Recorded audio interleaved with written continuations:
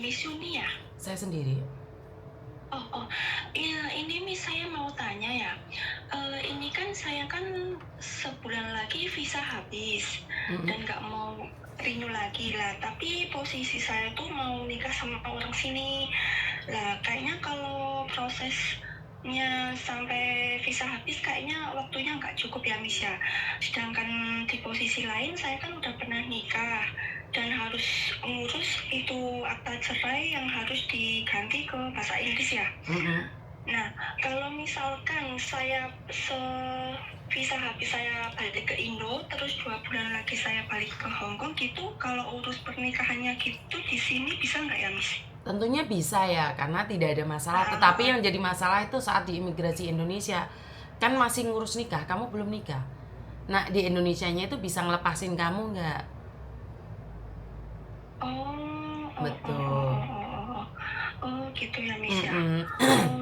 Soalnya kan rencananya kan ini September visa habis mau balik, terus kan mau urus surat-surat yang di rumah, termasuk akta cerai lagi gitu kan, terus kan rencananya kan mau balik lagi ke Hong Kong urus itu urusan pernikahan gitu loh, Miss.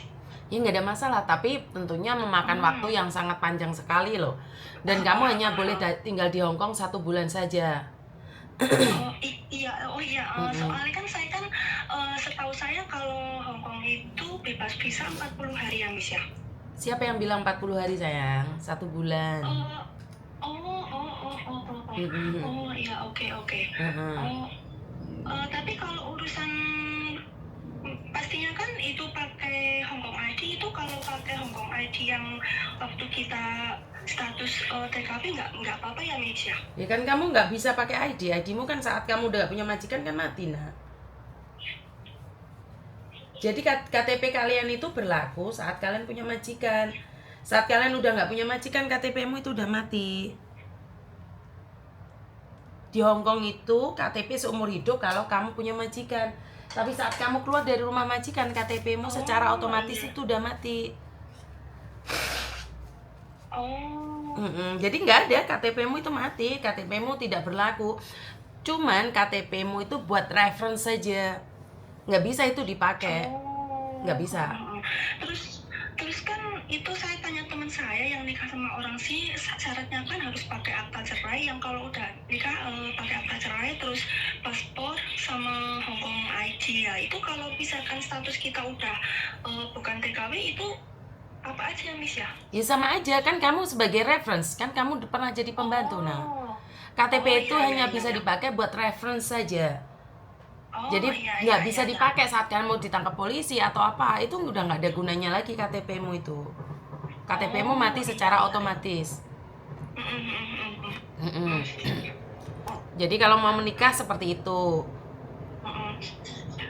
Itu cuma masalahnya yang di imigrasi Indonesia aja ya, Miss ya? Betul. Apalagi paspormu kan buatan Hong Kong toh? Pasporku iya. Gitu ya, Miss ya. Oke, Miss, terima kasih banyak ya, Miss ya. Sama-sama. Maaf udah mengganggu waktu. Nggak apa-apa sayang. Iya. Oke. Assalamualaikum. Waalaikumsalam warahmatullahi wabarakatuh. Ya, kalau kamu ingin menikah dengan orang Hong Kong, sebaiknya posisi kamu masih punya visa. Jadi itu lebih mudah saat kamu masih punya visa di Hong Kong, kamu ngurusin surat nikah, nikahnya keluar, terus udah independennya visa keluar, itu lebih enak lagi gitu loh. Jadi jangan sampai kalian sudah keluar dari majikan, habis itu kalian belum punya visa, terus menikah. Karena tidak mudah ya. Tidak mudah juga untuk mendapatkan visa Hong Kong, apalagi sebentar lagi Hong Kong akan kembali ke Cina secara totalitas ya. 2 tahun lagi Hong Kong akan kembali ke Cina. Jadi buat teman-teman yang saat ini masih bekerja di rumah majikan pingin menikah, sebaiknya menikah dulu, turun visa baru pulang Indonesia. Itu menurut pendapat saya, tapi kembali lagi itu tergantung dari kalian, bagaimana menurut kalian. Jadi ya intinya suka-suka kalian wes, menae wes. Iya Mbak, kan dalam perjanjiannya dulu kan punya jajahan Inggris dan dikembalikan lagi ke Cina dalam jangka waktu tertentu, 2 tahun lagi itu kan kembali ke Cina. Makanya saya selalu berpesan buat teman-teman yang ada di Hong Kong saat ini, jangan sampai melakukan kesalahan apapun di negara orang. Halo. Assalamualaikum. Waalaikumsalam.